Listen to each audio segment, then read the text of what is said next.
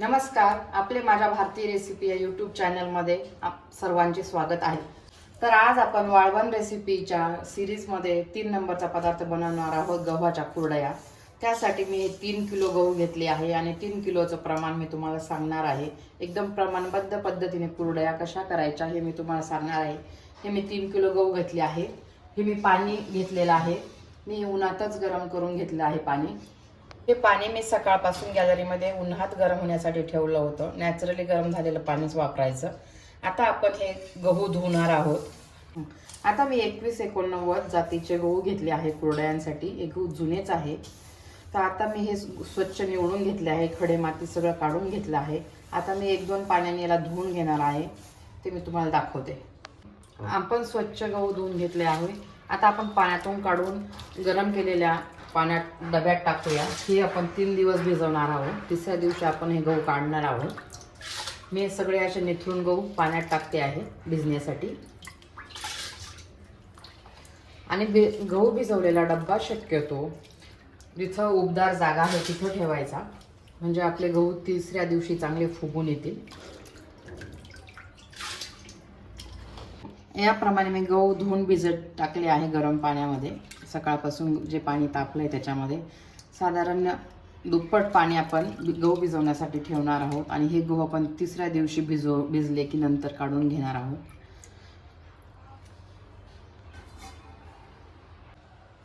आता हा डब्बा आपण झाकण लावून उबदार जागेवर ठेवणार आहोत।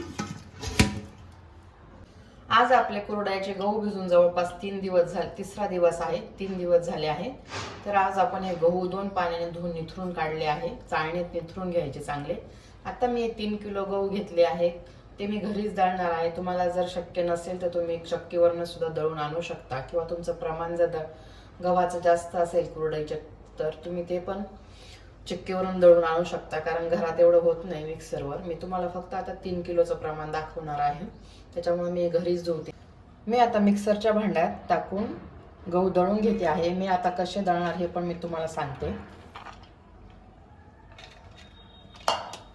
हे बघा, पाणी टाकायचं। पाणी किती टाकलं तर काही फरक पडत नाही, कारण आपल्याला ते पाण्यातच मिक्स करायचं आहे। थोडं जास्तच पाणी टाकायचं दळायला।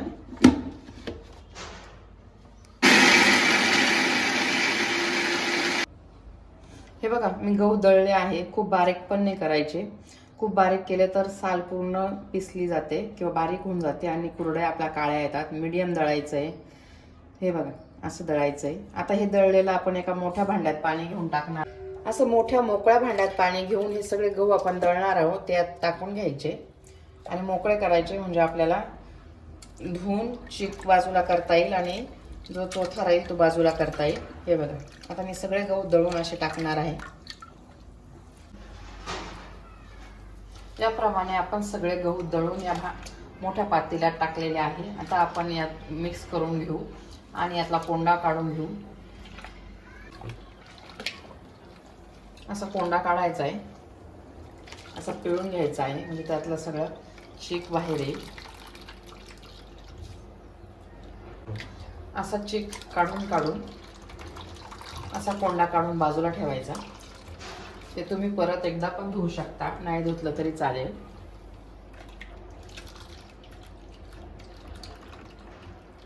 हे बघा, या प्रमाणात आपला चीक तयार झाला आहे। आपल्याला त्यात काही कोंडा पण बाकी आहे, तर मग आपण त्याला आता गाळून घे। आपण एका डब्याला कपडा बांधून घेतला आहे। कपडा फार जाडही नसावा आणि फार पातळही नसावा।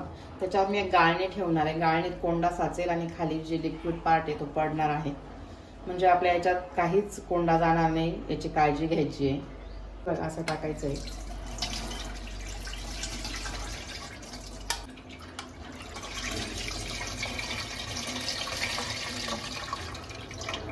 हे बघा, कोंडा वरती राहिलेला आहे। याप्रमाणे आपण सगळं गाळून घेऊया। याप्रमाणे आपण सगळा चीक गाळून घेतला आहे। आता आपण याला एक कपडा बांधून रात्रभर राहू देऊ। आता आपण दुसऱ्या दिवशी सकाळी बघूया, चीक चांगला खाली बसला आहे आणि वरती जे पाणी आलंय ते आपण काढून घेऊ आणि खाली जो चीक आहे तो आपण कुरडे बनवण्यासाठी वापरणार आहोत। असं हळूहळू पाणी काढून घ्यायचंय। चीक ढवळायचा नाही, जास्त धक्का लावायचा नाही, नाही तर चीक वरती उठून ह्या वरच्या पाण्यामध्ये मिक्स होतो आणि कुरडईला काळा रंग येऊ शकतो किंवा थोड्याशा कासावळ्या रंगाच्या येऊ शकतात। एकदम हळूहळू काढायचं आहे। याप्रमाणे आपण सगळं पाणी काढून घेतोय। आपला चीक एकदम खाली बसलेला आहे।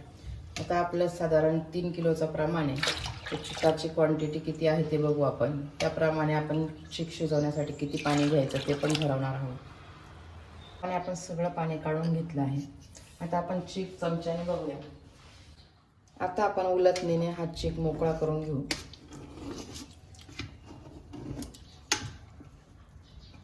आता आपण जो मोकळा चीक केला आहे त्याचं एका पातेल्यात टाकून प्रमाण मोजून घेऊ।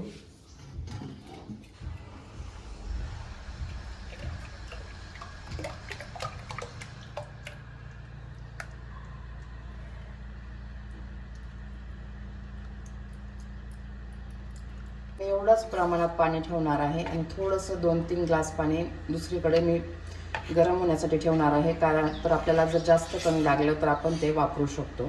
आता मी फक्त एवढ्या प्रमाणात पाणी पातेल्यात गरम व्हायला किंवा चीक शिजायला ठेवणार आहे। तर मी जेवढं चीक आहे तेवढं पाणी घेतलं आहे आणि ते मी आता टाकणार आहे। मी तेल वगैरे काही टाकणार नाही। त्यात आपण लगेच मीठ टाकूया।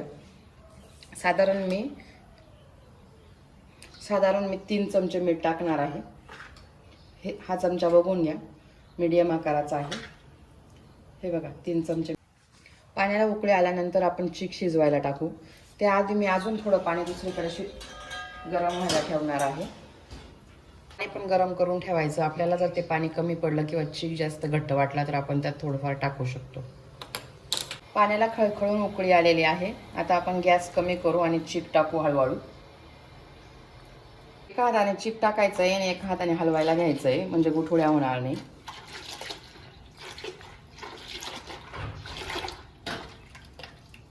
आता गॅस फुल करून द्यायचा आहे।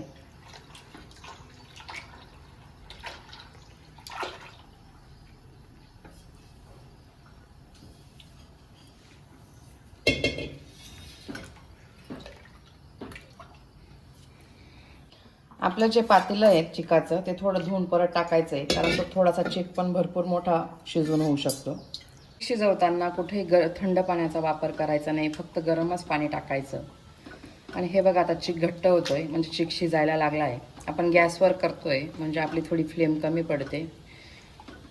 कुरडईला शक्यतो मोठा जाळ लागतो किंवा लोक चुलीवर पण करतात किंवा मोठी शेगडी पण चालते। माझ्याकडे ती आता अवेलेबल नाही आहे, म्हणून मी माझ्या रेग्युलर शेगडीवरच करते आणि आपलं 3 किलोचं प्रमाण आहे तर ते आपल्या या छोट्या शेगडीवर होऊन जातं। बघा आपला चीक चांगला शिजला आहे।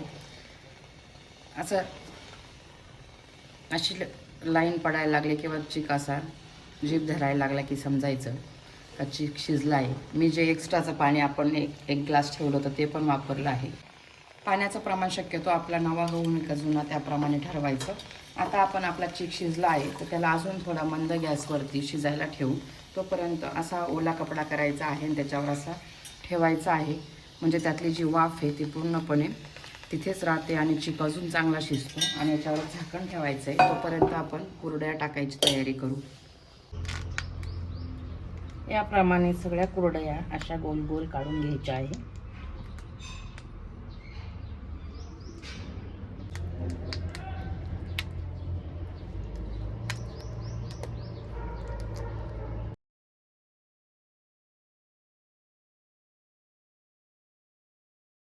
आपण 2 दिवस कुरड्या वाळवून घेतल्या आहे। आता आपण तळून बघूया कशी उठते।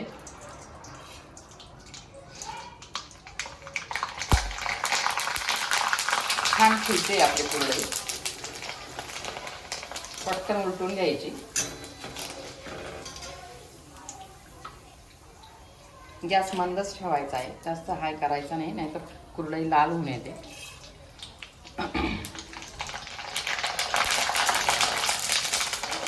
आपण 2 दिवस कुरड्या वाळून घेतल्यानंतर तळून बघितल्या, छान खुसखुशीत आणि क्रंची आले आहेत। खायला पण टेस्टी आले आहेत। याप्रमाणे जवळपास माझ्या 3 किलोच्या साधारण 300 छोट्या छोट्या कुरड्या आल्या आहेत। तर तुम्ही पण नक्कीच करून बघा आणि अशाच नवनवीन आणि छान छान रेसिपी बघण्यासाठी भारतीय रेसिपी माझ्या यूट्यूब चॅनलला सबस्क्राईब करायला विसरू नका।